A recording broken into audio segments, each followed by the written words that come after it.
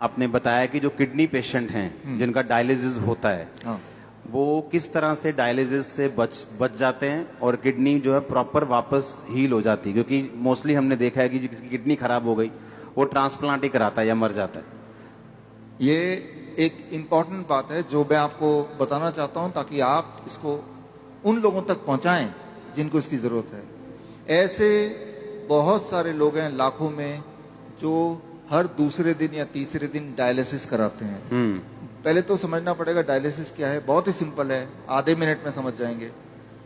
आप जो भी कुछ खाते हैं पीते हैं उसमें कुछ चीजें बॉडी उपयोग में लाता है, एनर्जी में कन्वर्ट करता है, कुछ चीजें बॉडी यूज नहीं कर पाता है, तो आप यूरिन पेशाब के रास्ते उनको बाहर फेंक देते हैं। तो वो पेशाब कैसे बनता है, वो किडनी का काम होता है। उसके अंदर वो सारी चीजें हैं पेशाब में जो बॉडी को नहीं चाहिए, तो बॉडी ने उसको बाहर भेज दिया। क्रेटनाइन है, यूरिया है, यूरिक एसिड है, ऐसे बहुत सारी चीजें, छोटे मोटे प्रोटीन है अलग अलग तरह के जो बॉडी को नहीं चाहिए, तो बॉडी ने पेशाब किया।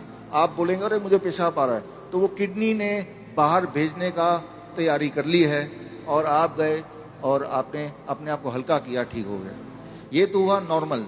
आपका बॉडी खुद ही आपका डायलिसिस कर रहा है। डायलिसिस ये है, हमारा बॉडी हमारे अंदर की जो चीज जो हमें नहीं चाहिए वो बाहर फेंकने का रास्ता बनाया, इसे कहते हैं डायलिसिस। यानी कि हमारे सबकी बॉडी करती है इसको। अगर वो करना बंद कर दे, किडनी अपना काम करना बंद कर दे, अब जब मैं पानी पी रहा हूं और बॉडी को उनमें से कई सारी चीज नहीं चाहिए लेकिन बाहर का रास्ता बंद है, तो बॉडी क्या करेगा, गुब्बारे की तरह, बैलून की तरह उस पानी को, उस फ्लूइड को बॉडी में ही इकट्ठा होता रहेगा। ऐसे लोगों के पैर आप देखेंगे हाथी की तरह हो जाते हैं, सूज जाते पैर, हाथ सूज हाँ, जाते हैं, पैर हाथ सूज जाते हैं, गले मुंह सूज जाता है। तो क्या है, उनका जो यूरिन आउटपुट है, पेशाब या तो कम हो गया है या खत्म हो गया है। अगर आपसे बोलें कि एक दिन बिना पेशाब किए रहना है, इम्पॉसिबल, कितना दर्दनाक हो सकता है। और ऐसे लोग फिर मशीन की मदद लेते हैं। वो मशीन वो खींचता है खून में से वो ऐसे पानी जो खराब है और निकाल के बाहर करता है। इसका मतलब हर दूसरे दिन उसको ऐसा करना पड़ता है और दूसरे दिन तक बॉडी में पानी जमा रहता है। और जबकि बॉडी में पानी जमा रहेगा तो उसका हार्ट के ऊपर भी बोझ है, लंग्स के ऊपर भी बोझ है। हर दिन वो कमजोर होता जा रहा है, हर दिन वो मरता जा रहा है, डायलिसिस कराने के बावजूद भी या डायलिसिस कराने की वजह से भी, क्योंकि डायलिसिस भी किडनी को और फर्दर खराब करती है। तो अब आपको समझ आ गया कि प्रॉब्लम क्या है, डायलिसिस किसे कहते हैं, किडनी खराब होना किसे कहते हैं। ऐसे लोगों को पहचानेंगे कैसे, आप जब देखेंगे। हम कैसे पहचानते हैं ऐसा पेशेंट को, कोई रिपोर्ट की जरूरत नहीं है मुझे, आपको भी जरूरत नहीं है। आप सिर्फ ऊपर से नीचे देखेंगे, अगर पैर हाथ में सूजन है थोड़ा बहुत भी, तो समझ लीजिए कि किडनी फेलियर की तरफ आप बढ़ चुके हैं। लेकिन घबराने की बात नहीं है। पहली बात, जब सूजन होती है, बॉडी में पानी जम जाता है तो सांसें भी नहीं ले पाता है, मुश्किल से लेता है, तो ये भी गड़बड़ है। वो चलता है, थक जाता है, ये भी गड़बड़ है।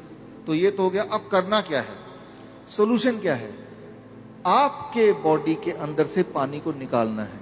उसके लिए बड़ा आसान गॉड का दिया हुआ सोल्यूशन आपके पास ही है इसी वक्त। तीसरा kidney, third kidney. Third kidney किसे कहते हैं, आपका स्किन, सबसे बड़ा बॉडी का ऑर्गन। आपके स्किन में देखेंगे छोटे छोटे छेद हैं, है ना। तो ये जो छेद हैं, ये छेद से पसीना निकलता है। आप पसीने का एक बूंद लीजिए, पेशाब का एक बूंद लीजिए, दोनों को लैब में ले जाइए। अब पूछिए कि इसमें क्या है। पेशाब के एक बूंद में क्रेटनाइन, यूरिया, यूरिक एसिड, वो सारा कुछ मिलेगा जो पसीने के एक बूंद में मिलेगा। अच्छा, हाँ, यानी कि पसीना और पेशाब सेम है, अलग अलग नहीं है, बिल्कुल सेम है। केमिकल कॉम्पोजिशन दोनों का सेम है, उसमें भी सोडियम है, उसमें भी सोडियम है, उसमें भी पोटेशियम, उसमें भी पोटेशियम है। आपका पसीना एक तरह से बॉडी का पेशाब का ही एक और फॉर्म है। आपका जो स्किन है, ये भी भगवान का बनाया हुआ इमरजेंसी किडनी है, इमरजेंसी किडनी।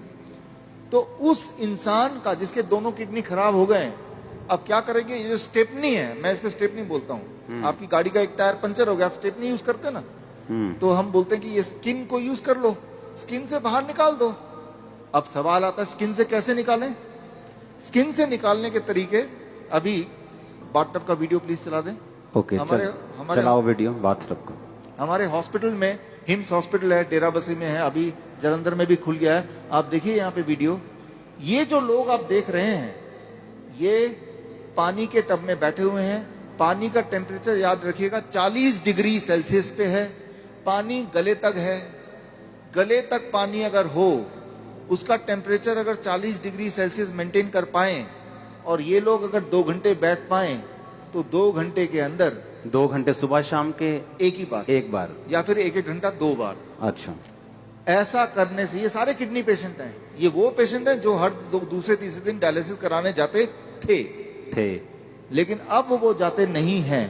क्यों? क्योंकि वो अब ऐसा करते हैं, इससे उनकी तीसरी किडनी से वो सारा जो मल है, जो पेशाब के रास्ते नहीं निकल पा रहा था, वो निकल जाता है। पहली बात। दूसरी बात, और ऐसे टप में, कोई भी टप में बैठ जाना है, कोई भी टब में, कोई भी टप हो, और उसमें जो पानी है उसे 40 डिग्री पे ही रखना है। 40 डिग्री पे रखना। और नापना कैसे? थर्मामीटर से।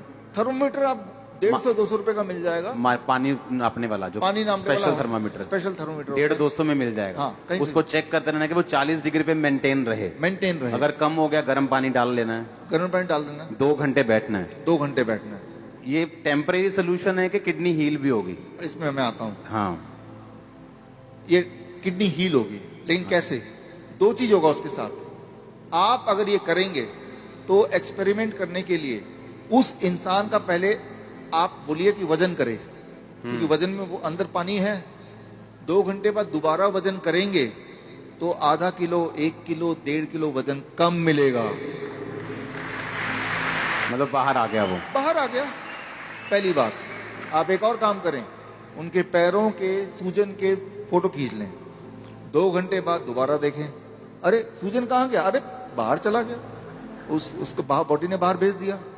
एक और काम करें, किडनी पेशेंट की एक दिक्कत होती है, उनका बीपी बहुत हाई रहता है। क्यों? गुब्बारे को जैसे फुलाएंगे तो प्रेशर बढ़ गया ना, तो बॉडी भी तो गुब्बारे की तरह फूल रही है, पानी अंदर डल डल के, तो प्रेशर बढ़ता जा रहा है। तो चाहे कितनी भी दवा खा लें किडनी का पेशेंट, प्रेशर उनका बहुत ज्यादा होता है, ब्लड प्रेशर। अच्छा, लेकिन तो अब पहले प्रेशर नाप लें, ज्यादा ही मिलेगा, 200/100। अब पानी में बिठाएं, और अब पानी में बिठाने के बाद 2 घंटे बाद दोबारा प्रेशर नापें, तो प्रेशर कम हो जाएगा। कम से कम 40 यूनिट कम हो जाता है, किसी का 20 यूनिट कम हो जाता है, लेकिन कम जरूर होता है, हर एक का कम होता है। तो जो मेन सिम्टम होते हैं किडनी पेशेंट के, वो सारे सिम्टम एक क्लासिक सिम्टम होता है। मोस्टली बोलते हैं कि किडनी आपकी श्रिंक हो गई है जी, हाँ। किडनी सुंगड़ गई है, सिकुड़ गई है, वो काम नहीं कर रही। हाँ, वो फिर से बढ़ेगी कि नहीं बढ़ेगी, ऐसे ही रखना पड़ेगा पेशेंट को? ये बड़ा इंटरेस्टिंग है। ये सवाल बहुत सारे पेशेंट ठीक होने के बाद भी पूछते हैं। ठीक होना कैसे पता चल गया? कि अब उनको ये करने की जरूरत नहीं है। 3 महीना लगातार करने के बाद अब करने की जरूरत ही नहीं है। अब पेशाब भी नॉर्मल हो रहा है, सूजन भी नहीं आ रही है, ब्लड प्रेशर भी नॉर्मल है, यानी ठीक हो गया। लेकिन वो क्रिएटिनिन और यूरिया, क्रिएटिनिन भी नॉर्मल आ गया, यूरिया भी नॉर्मल आ गया, यूरिक एसिड भी नॉर्मल है, सारा कुछ नॉर्मल हो गया। हाँ, ब्रीदिंग भी नॉर्मल है। साइज किडनी का। अब आता है साइज। तो साइज के लिए वो बोलता है, तो डीटीपीए स्कैन करने बोलते हैं। हालांकि हम रिकमेंड नहीं करते, लेकिन स्कैन कराते हैं। तो पहले वाला साइज उसके पास था, पहले भी स्कैन कराया था, 3 महीने बाद दोबारा स्कैन कराते हैं। तो स्कैन में वो साइज बढ़ी हुई दिखाई देती है, मतलब वो किडनी जो है वो बढ़ चुकी है, बढ़ चुकी है, फिर से साइज उसका अच्छा हो रहा है, अच्छा हो गया। और ये स्कैनिंग बताती है। हाँ, और वो जो स्कैनिंग बताती है, वो स्कैन पहले और बाद के वो किताब में है। और ये किताब मैं चाहता हूँ कि आपके हाथों से इसका लॉन्च हो जाए। हाँ, ठीक है। हाँ, और ये जो किताब को बनाने में, ऑब्जर्वेशन स्टडी में जिन्होंने मुख्य भूमिका निभाई है, हमारे डॉक्टर संजीव सूद जी हैं। आप भी एक बार आ जाएं। डॉक्टर गगन है, ये भी आ जाएं। दयानंद आयुर्वेदिक कॉलेज में इन्होंने हमारे साथ मिलके हमें मदद करते हुए इस चीज को दुनिया तक पहुंचाने के लिए काम किया। प्लीज आ जाएं। Doctor Anu, please come. किताबें और भी हैं, 2 ले आते हैं। इसका नाम है प्रत्यारोपण, यानी किडनी ट्रांसप्लांट का अंत। किडनी, आपकी खुद की किडनी ही काम करेगी, किसी और की किडनी की कोई आवश्यकता नहीं है। भगवान का दिया हुआ किडनी, उसी को स्टार्ट करना है, उसी को काम करना है। तारीफ करो सब।